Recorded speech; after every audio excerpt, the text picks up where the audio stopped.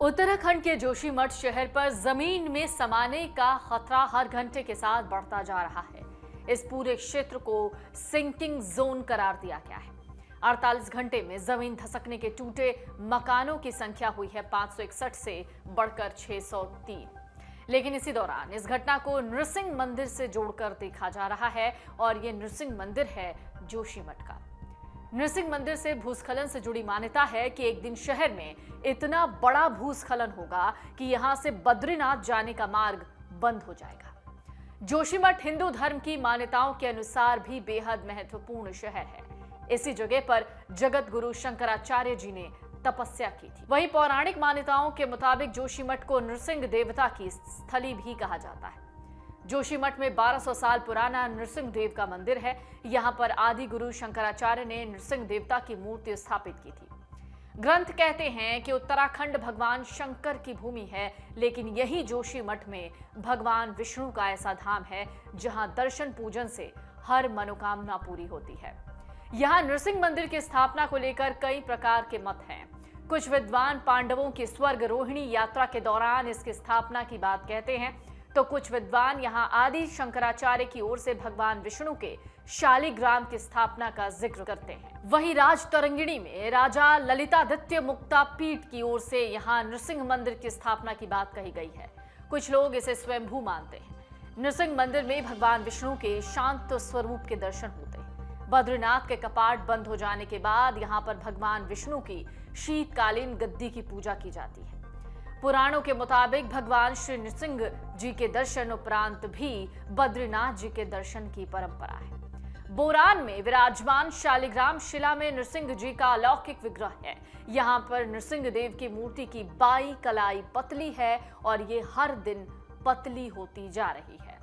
स्थल पुराण के मुताबिक जब तक श्री नृसिंह भगवान कला रूप में यहाँ विराजमान रहेंगे, तभी बद्रीनाथ जी के दर्शन बद्रीनाथ धाम में होंगे। उसके बाद भविष्य नगरी में भगवान श्री बद्रीनाथ जी विराजमान होंगे। मान्यता है कि नृसिंह मंदिर कभी संत बद्रीनाथ का घर हुआ करता था। यहाँ ये भी कहा जाता है कि भगवान नृसिंह की मूर्ति की बाईं भुजा घिस रही है और एक दिन मूर्ति खंडित हो जाएगी। जिस दिन ऐसा होगा उस दिन विष्णु प्रयाग के पटमिला में जय विजय ढह जाएंगे और बद्रीनाथ मार्ग बंद हो जाएगा। इसके बाद जोशीमठ के बद्री मंदिर में ही भगवान के दर्शन होंगे।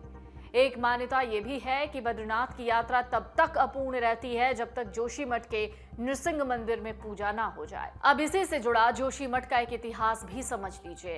पौराणिक काल में ये नगरी कार्तिकेयपुर नाम से जानी जाती थी। कत्यूरी वंश के शासक यहीं से गढ़वाल राज का शासन चलाते थे। यहाँ भगवान वासुदेव की 8 फीट ऊंची 24 अवतारों वाली प्रतिमा गांधार शैली के उत्कृष्ट दर्शन कराती है। आदि गुरु शंकराचार्य जी ने 5 साल यहीं पर बिताए और इसे ज्योतिर्मठ नाम दिया, जो बाद में अपभ्रंश हो गया और जोशीमठ बन गया। श्री बद्रीनाथ धाम के कपाट खुलने पर यहीं से श्री बद्रीनाथ धाम जाया जाता है। श्री बद्रीनाथ जी के रावल यानी दक्षिण भारतीय नंबूघारी ब्राह्मण यहीं रहते हैं। ये भक्तों की धार्मिक, ऐतिहासिक, पौराणिक आस्था का केंद्र है। जोशीमठ जिस अलकनंदा और धौली गंगा के संगम के बाएं पहाड़ी ढलान पर बसा है, उस संगम को विष्णु प्रयाग कहते हैं। बद्रीनाथ के ऊपर से आ रही अलकनंदा विष्णु प्रयाग में हल्के के दाएं कट जाती है। धौली गंगा यहाँ पर उससे समकोण पर मिलती है। धौली गंगा की तरफ जाने पर करीब 15 किलोमीटर ऊपर एनटीपीसी की तपोवन विष्णुगाड़ हाइड्रो प्रोजेक्ट है।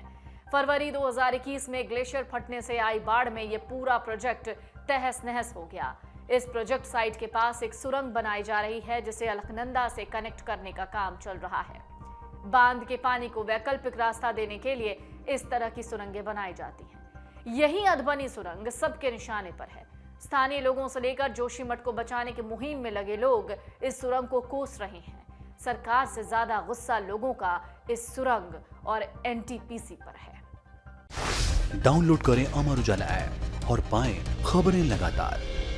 अगर आप ये वीडियो YouTube पर देख रहे हैं तो हमारे चैनल को सब्सक्राइब करें और बेल आइकन को दबाना ना भूलें। अगर आप Facebook पर ये वीडियो देख रहे हैं तो हमारे पेज को लाइक करें।